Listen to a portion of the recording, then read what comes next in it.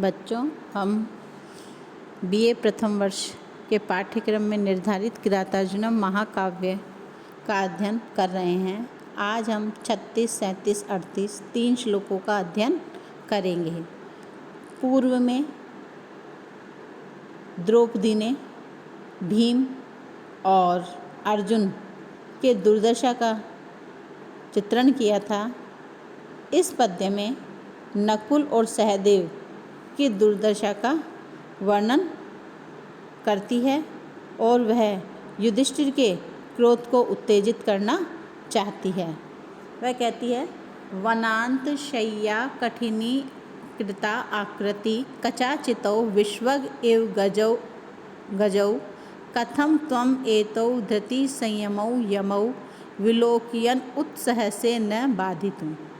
अर्थात वनांत शय्या, वन की जो भूमि है उसको शयन के लिए या बिछोना बना करके या उस पे सोने से कठिना कृता आकृति, कठिना यानी कठोर हो, कृता हो गई है, बन गई है, आकृति शरीर।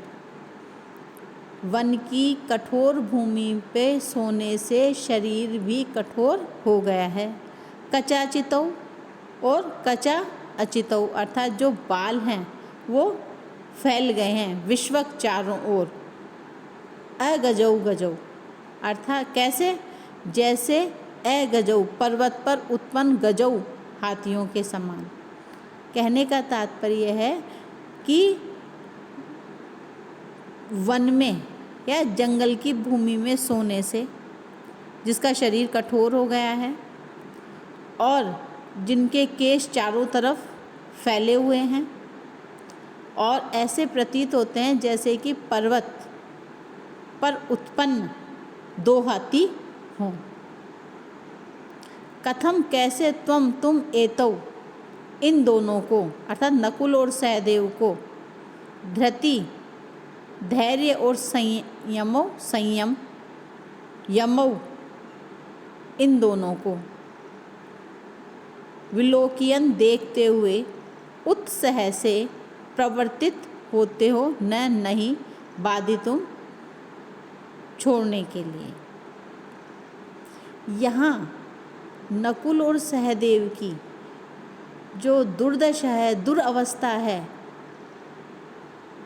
जो पीड़ा है, उसका वर्णन द्रौपदी इस पद्य में युधिष्ठिर के समक्ष कर रही है। वो कहती है कि नकुल और सहदेव जो सुकुमार कोमल,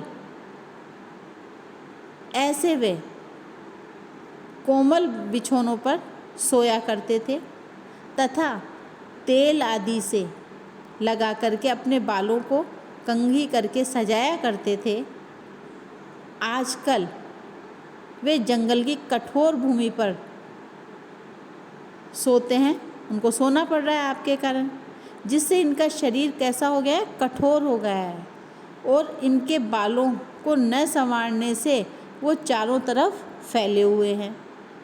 इस समय ये दोनों ऐसे प्रतीत होते हैं, ऐसे लगते हैं जैसे कोई 2 पहाड़ी हाथी हों जिनका शरीर कीचड़ से लिपटा हुआ हो और शरीर के चारों तरफ बाल फैले हुए हो, भरे हुए हो। उन दोनों की दुर्दशा देखकर भी आप धैर्य को क्यों नहीं छोड़ रहे हैं, ये बड़े आश्चर्य की बात है। तो प्रस्तुत पद्य में नकुल और सहदेव की दुर्दशा का वर्णन द्रौपदी युधिष्ठिर के समक्ष इसलिए करती है कि जिससे युधिष्ठिर के मन में प्रतिशोध की भावना जागृत हो और वे यही चाहती है। वो कहती है ये दोनों अनुज युधिष्ठिर के लिए विशेष स्नेह पात्र और लालन पालन के योग्य हैं, फिर भी आप किसी भी प्रकार से इनकी दुर्दशा को दूर नहीं कर रहे हो, अपितु उनको सहन कर रहे हो, तो यह उचित नहीं है।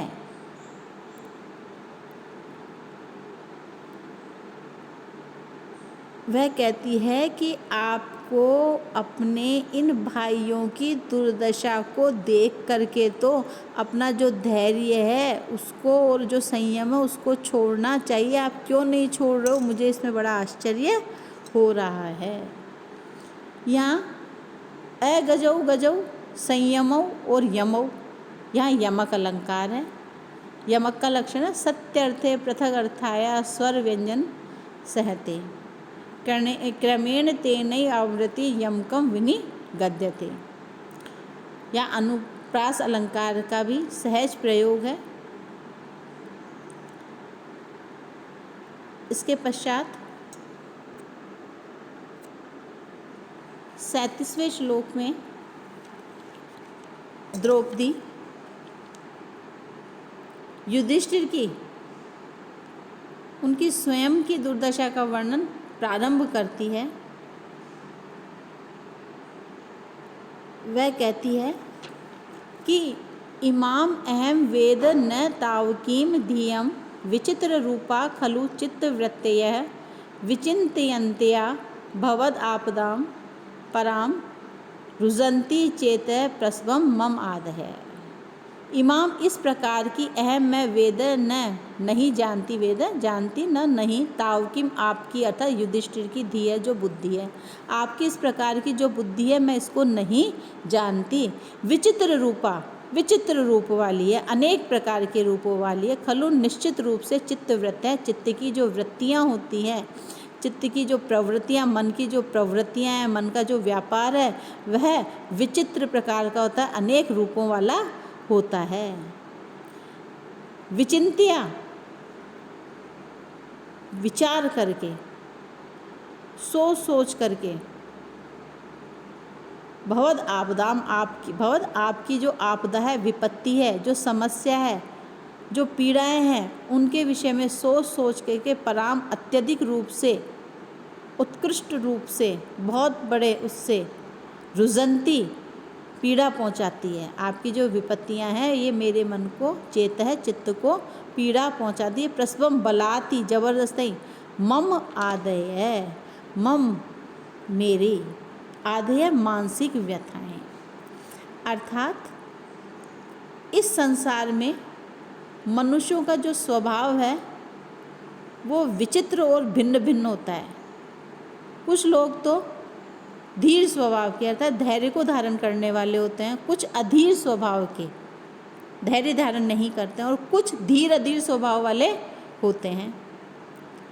ऐसा कोई भी किसी पुरुष की मनोवृत्ति का ज्ञान अपने दृष्टांत अथवा उदाहरण से नहीं कर सकता कि यह ऐसा है। यही कारण है कि मैं आपकी जो चित्तवृत्ति है उसको नहीं समझ पा रही हूँ। इस समय ये मेरी जो मनोव्यथाएं, मानसिक जो व्यथाएं हैं, जो पीड़ाएं हैं, वो मुझे तो अत्यधिक रूप से या बलात् रूप से या जबरदस्ती रूप ही पीड़ित कर रही है, पीड़ा पहुंचा रही है, दुखी कर रही है। किंतु आपको इनकी कुछ भी परवाह नहीं हो रही, आप तो बिल्कुल टस से मस नहीं हो रहे, अड़िग बैठे हैं। ये बड़े आश्चर्य की बात है। इस पद्य में द्रौपदी युधिष्ठिर की सहनशीलता की जो पराकाष्ठा है उसको बता रही है। क्यों? क्योंकि कोई भी व्यक्ति हो वह स्वयं या अपने बंधु बांधवों की दुर्दशा को देखकर प्रतिशोध के लिए उद्यत हो जाता है, लेकिन आप तो इस प्रकार से तैयार नहीं हो रहे हो, प्रतिशोध नहीं ले रहे हो।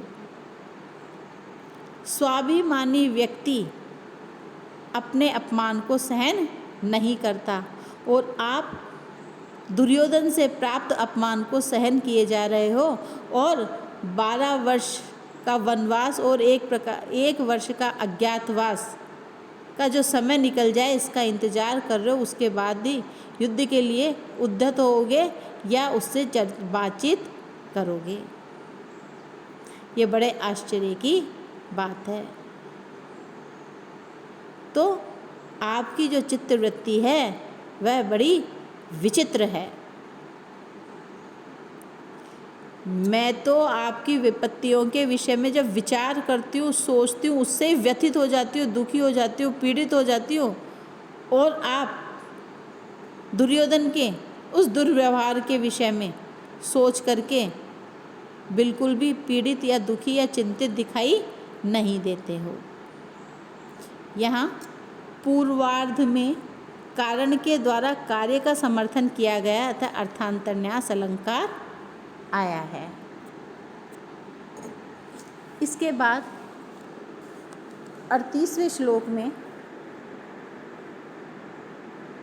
द्रौपदी युधिष्ठिर के अतीत और वर्तमान की स्थिति की तुलना करती है और कहती है, पुराधिरूढ़ शयनम महाधनम विबोध्य से यह स्तुति गीति मंगलई अदभ्र दर्भाम अधिशय्य स स्थलीम जहासी निद्राम अशिवई शिवा रुतहि। पूरा पहले अर्थात जब आपके पास राज्य था, आप अधिरूढ़ है, राज्यारूढ़ थे। शयनम महाधनम, आप महाधनम अर्थात बहुमूल्य जो बिस्तर आदि थे उस पर शयनम शयन करते थे, अर्थात उस पर आरूढ़ होकर के पलंग बहुमूल्य पलंग पर सोते थे। विबोध्य से और जगाए जाते थे, यह जो स्तुति गीति मंगलई और स्तुति गान, प्रशंसा गान, मंगल गान आदि मांगलिक गीतों के द्वारा आप विबोध्य से जगाए जाते थे। अतः चारण भाट आदि के द्वारा जो मांगलिक गीत गाए जाते थे सस्वर, उन मांगलिक गीतों अथवा शब्दों के साथ आप जागते थे। अधभ्र दर्भाम, अधभ्र बहुत अधिक, दर्भाम घास की, अधिशय्या अर्थात सोने की जो भूमि है, स्थलीम उस भूमि पर यानी सोने के लिए बहुत अधिक जो घास उस पर आप सोते हैं। जहासी और छोड़ते निद्राम, और अब निद्रा कैसे छोड़ते, अशिवई अकल्याणकारी शिवा रुतई अर्थात जो शिगाली जो भेड़िए गीदड़ आदि हैं उनके जो ध्वनि होती है, उनकी जो आवाज़ें होती हैं उनसे आप अपनी नींद को छोड़ते हो। तो यहाँ द्रौपदी युधिष्ठिर की स्वयं की जो विपत्ति है उसके विषय में वो उसको युधिष्ठिर को बता रही है और कहती कि महाराज, आपके पास जब राज्य था तो आप कमल के समान कोमल और बहुमूल्य बिस्तरों पर सोया करते थे तथा चारण भाट वैतालिक और वेद पाठी लोग स्तुति पाठ करते हुए आपको जगाते थे। किंतु आजकल तो आप बिना बिस्तरों के, बिछौनों के, कुछ कंटकों वाली जो ज़मीन है उस पर शयन करते हैं, सो रहे हैं, आपको सोना पड़ता है।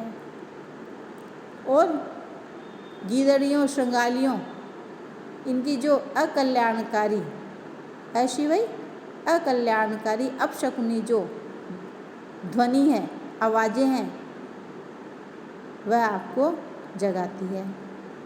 तो अतीत और वर्तमान में कितना अंतर आ गया है, फिर भी आप दुर्योधन से युद्ध करने के लिए तैयार नहीं हैं।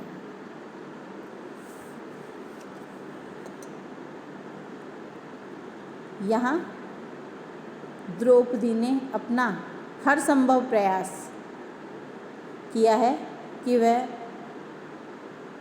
युधिष्ठिर को प्रतिशोध लेने के लिए तैयार करे, क्रोध रूपी अग्नि प्रज्वलित करे उनके हृदय में,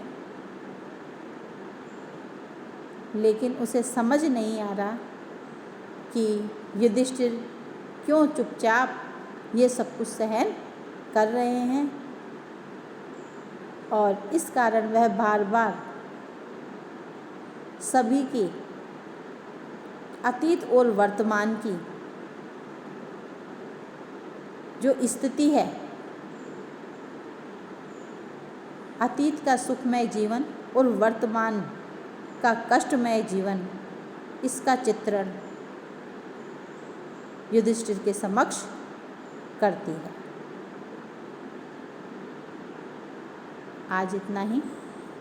धन्यवाद।